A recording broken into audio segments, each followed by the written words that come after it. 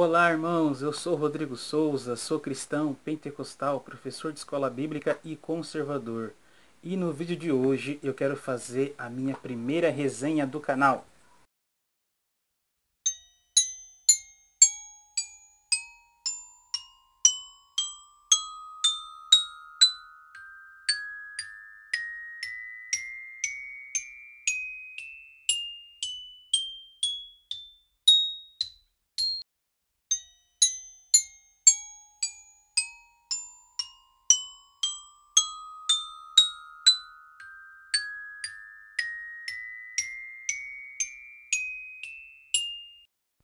Então essa vai ser a minha primeira resenha do canal Literatura e Teologia, né? Já faz bastante tempo que eu tenho falado que vai ter resenha e agora, graças ao bom Deus, eu consegui concluir a minha primeira resenha.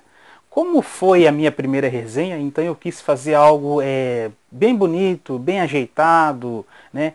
Destacar os pontos principais que é interessante para nós que somos pentecostais e ampliar ainda mais o nosso escopo de entendimento sobre a nossa tradição, entendeu? Então, a nossa resenha é sobre o livro Raízes Teológicas do Pentecostalismo, né, do doutor norte-americano Donald Dayton, já falecido. Essa obra foi publicada pela editora Carisma, né? O seu editor-chefe, que é o dono da editora, ele é pentecostal, ele é assembleiano, e a proposta dessa editora é o quê? É trazer obras pentecostais desconhecidas dos próprios pentecostais, entendeu? E,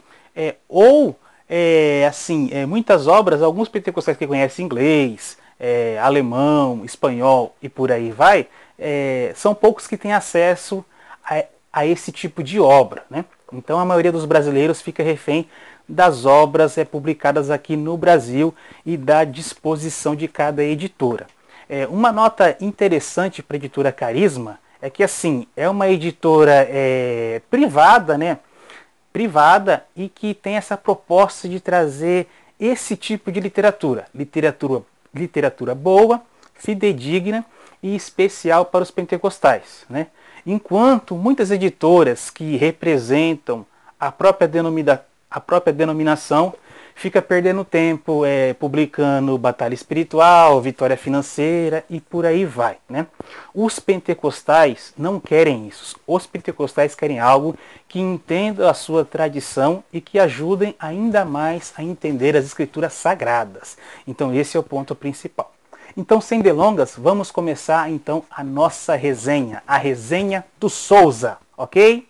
Então, o primeiro capítulo dessa obra, o título é assim: Para uma análise teológica do pentecostalismo. O que é isso? O autor Donald Dayton, ele que é um especialista do pentecostalismo e do metodismo wesleyano, ele vai tratar em 5 subcapítulos sobre essa análise do pentecostalismo. Então ele vai falar o quê? Ele vai falar sobre as línguas estranhas e vai falar sobre os distintivos pentecostais, né? E como que ele trabalha? Primeiro ele inicia a obra fazendo uma defesa sobre o falar em línguas estranhas, né? Então o que? Ele vai defender dizendo que é um fenômeno religioso, verdadeiro, fidedigno e que tem amplos subsídios históricos desde o século XVIII. Esse ponto. Depois ele vai falar sobre aquilo que distingue os pentecostais. Então ele vai falar o quê? Ele vai falar sobre o pentecostalismo quadrangular, né? Ou pentecostalismo de 4 pontos. O que seria isso? Né? Segundo os estudos desse autor, ele diz que em qualquer lugar que o pentecostalismo nasceu, é característico e distintivo esses 4 elementos, entendeu? Que é Jesus salva, Jesus batiza com o Espírito Santo, Jesus cura e Jesus voltará. Então, ou seja, nesses 4 quadrantes, né, nessa temática pregacional, você vai ter a soteriologia envolvida, a pneumatologia pelo batismo do Espírito Santo, você vai ter a questão das curas, da atualidade dos dons e das curas, e você também vai ver uma escatologia implícita, muitas vezes chamada de escatologia realizada, né? Então, sobre os 4 pontos, interessante dizer isso. Depois ele vai falar sobre a hermenêutica pentecostal. Para quem não sabe o que é hermenêutica é a interpretação, como interpretar a Bíblia, né? Geralmente hermenêutica e exegese, que exegese significa você restaurar o sentido original do texto, do telespectador e da plateia em que o autor inspirado estava falando, estava direcionando, né? Hermenêutica e exegese praticamente elas muitas vezes se misturam, né? Então quer dizer, o jeito característico peculiar do pentecostalismo em traduzir a Bíblia basicamente em Atos dos Apóstolos e no Evangelho de Lucas. Por que o pentecostalismo tem essa diferença? Porque o protestantismo magisterial, ou seja, as outras denominações, as outras tradições, certo? Entendeu? Os reformados, os católicos e por aí vai, eles interpretam as escrituras sagradas, entendeu? Basicamente com o óculos do apóstolo Paulo, através das cartas paulinas. Dayton, ele vai dizer que o pentecostalismo, entendeu? Geralmente interpreta a Bíblia a partir de Atos dos Apóstolos e o Evangelho de Lucas, entendeu? Então, essa interpretação pentecostal vai resultar no quê? Que dons, os milagres, as curas e o batismo com o Espírito Santo em línguas estranhas são para os dias de hoje. Não são relacionadas somente ao primeiro século, certo?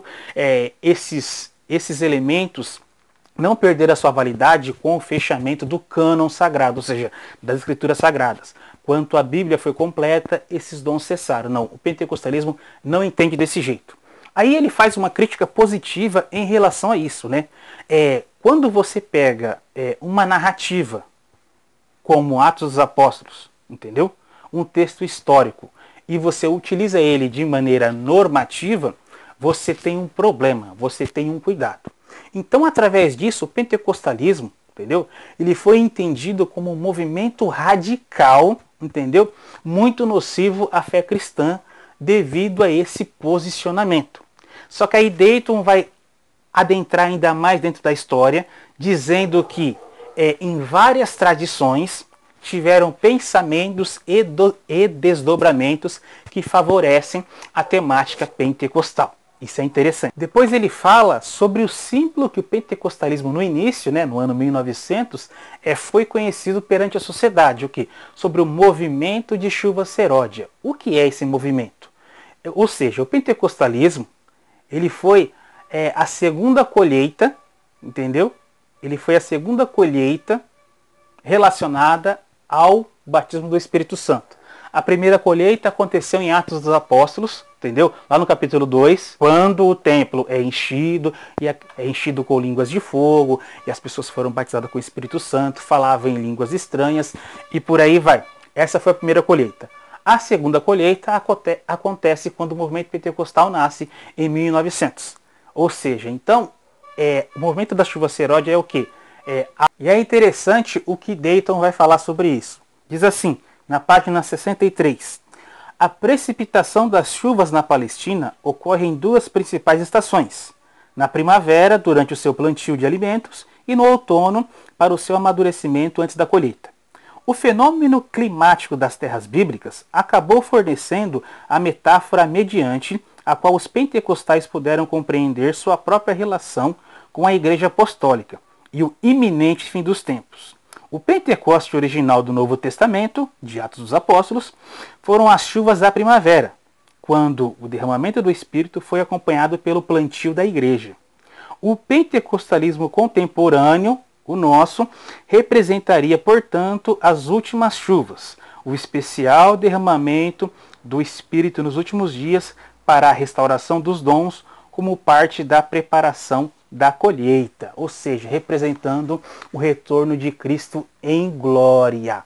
Então, essa análise teológica é suficiente para distinguir a identidade pentecostal. Então, o pentecostalismo, conforme Donald Dayton diz, é o que? É aquele movimento de restauração, certo?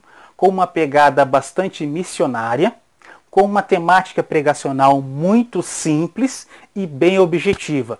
Jesus salva, Jesus cura, Jesus batiza com o Espírito Santo e Jesus voltará. Basicamente, o entendimento de Donald Dayton é isso.